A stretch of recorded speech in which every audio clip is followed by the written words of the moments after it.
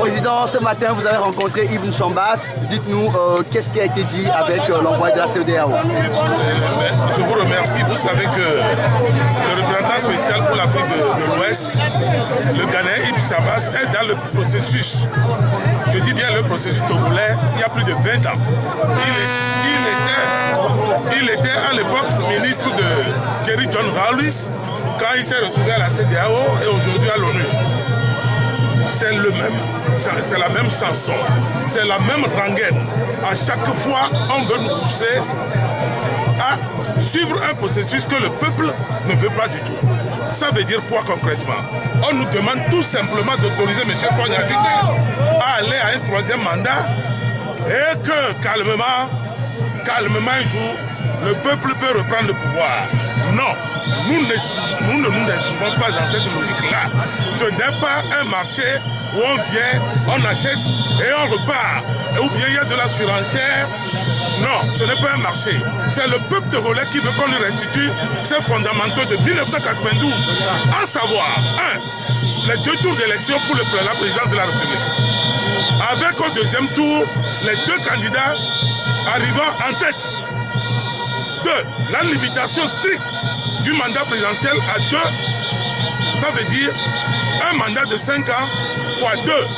Quand vous faites bien, le peuple peut vous reconduire. 3. La recomposition de la Cour constitutionnelle. L'actuelle Cour est une aile marchande du parti au pouvoir. Ça veut dire RPT unir.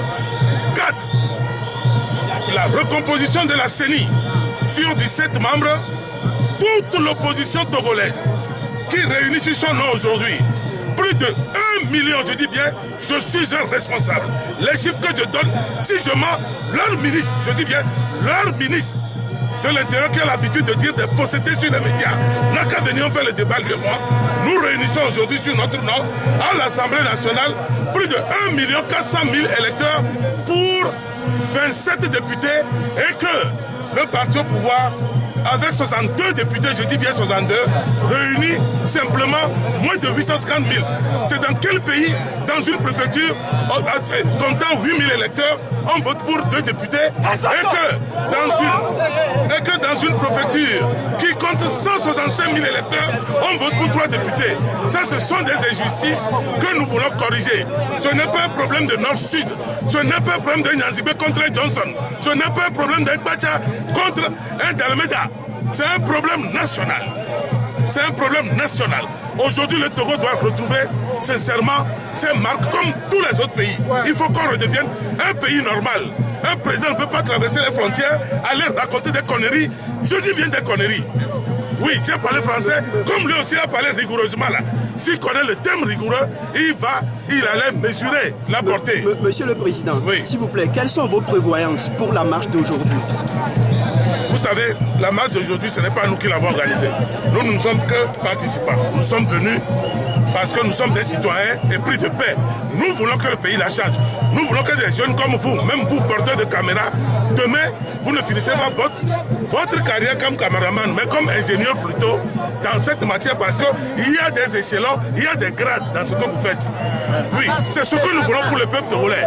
Cette marche va déboucher sur la place Henri-Koppé tout à l'heure, et vous allez entendre le message que les organisateurs vont vous délivrer. Mais je crois que ce n'est pas un message qui diffère des autres messages déjà que vous connaissez, à savoir les réformes constitutionnelles, institutionnelles et le cadre électoral à revoir. Voilà ce que nous tous nous attendons pour que ce pays puisse rebondir. Le Togo a cette année plus de 49 000 nouveaux bacheliers. Mais vous savez que le Togo a besoin de 2 universités encore minimum. Au moins encore 2 universités.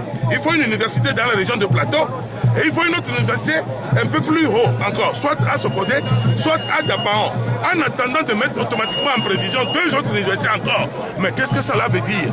On ne peut pas laisser des plaisantins qui jouent avec tantôt le dictionnaire Larousse, tantôt l'autre Petit Robert, hein, vous comprenez. Mais quand j'entends les gens parler de rigueur, de respect, rigueur, c'est aujourd'hui que Faure se découvre légaliste.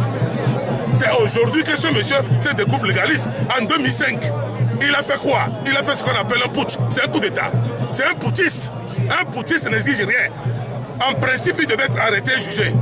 C'est moi qui vous le dis aujourd'hui. Vous savez, clair... non, je vais terminer. Je vais terminer. Journaliste, laissez-moi terminer. Quand il dit il va respecter rigoureusement la Constitution.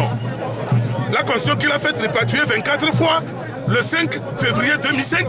Dans la même journée, 24 fois, on a pris ce monsieur de 0 pour le monter à 1000. Ça veut dire 2 ministres, il est revenu simple député, revenu président de l'Assemblée, dans la même journée, avec un certain petit gangster qui tremble avec son petit chiot qui s'appelle Charles de Bach. Kofi Souza, c'est le nom togolais qu'on lui a dit. Il va quitter le Togo. Il est recherché chez lui en France. Nous n'avons rien contre les Français. Mais les Français véreux qui veulent vendre tout ce qui est mauvais, le Togo ne sera pas leur terre d'expérimentation. Ça, vous pouvez compter sur nous. Donc, nous allons leur barrer la route. Monsieur Faure Gnassingbé va se conformer aux lois. En clair, vous ne voulez plus de Faure en 2015. Le combat pour nous n'est pas un problème d'homme. Le problème qui se pose aujourd'hui, si M. Faure n'avait pas exploité de façon subtile les choses, il ne devait pas être là. M. Faure Gnassingbé est resté au pouvoir parce que l'opposition togolaise l'a voulu. On a voulu éviter le sang en 2006. C'est pour cela qu'on a fait l'APG. Aujourd'hui, au nom de l'APG, il est assis et Maître veut cracher et pisser sur l'APG. Pourquoi? Il va partir. Un chef d'État ne ment pas. Il ne faut pas qu'il fasse ce que son père a fait en 2003. Quand il dit 2003, après on dit que non, il a dit 2013. Regardez-moi ça. On parle français au Kabia ici. C'est quelle affaire ça? Monsieur le Président, oui. Si Faure ne revient pas sur la décision, le peuple s'en chargera. Monsieur les journalistes, mesdames, le peuple s'en chargera. Et si le peuple ne prend pas ses responsabilités, que fera l'opposition? Qu'est-ce que vous appelez comme ça? C'est eux qui n'ont pas le peuple. Ce sont eux qui distribuent 2000 aux enfants et après, ils les cicotent. Parce que ceux qui sont chargés de distribuer l'argent sont partis avec l'argent. Ce sont eux qui réunissent les militaires le lendemain des marches pour les rétribuer parce qu'ils ont bien reprimé des responsables que nous sommes. Je voudrais lancer un appel solennel à M. Faure Gnassingbé et à toute sa clique.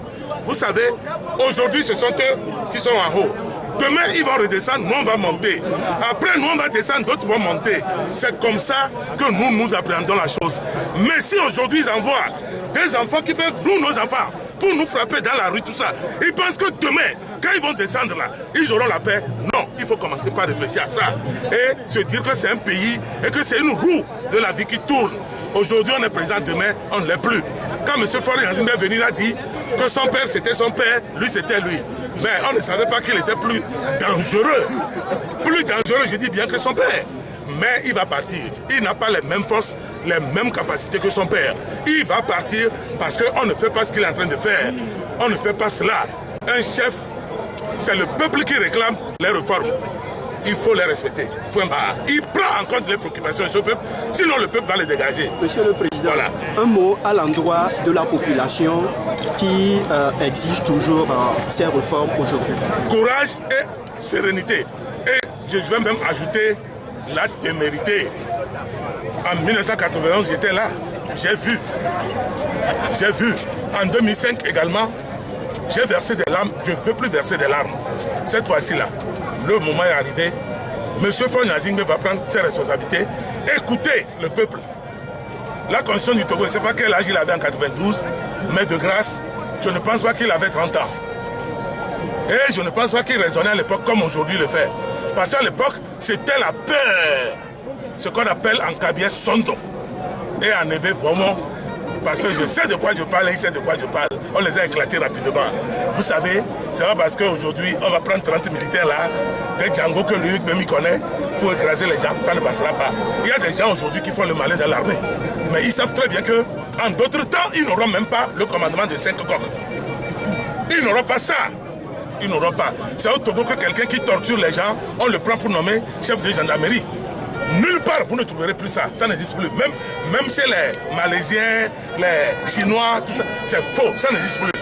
Mais tout ça là, le peuple va mettre un point. Peuple togolais, lève-toi. La victoire, c'est à toi. Le pouvoir, c'est à toi. Nous allons le prendre. Merci.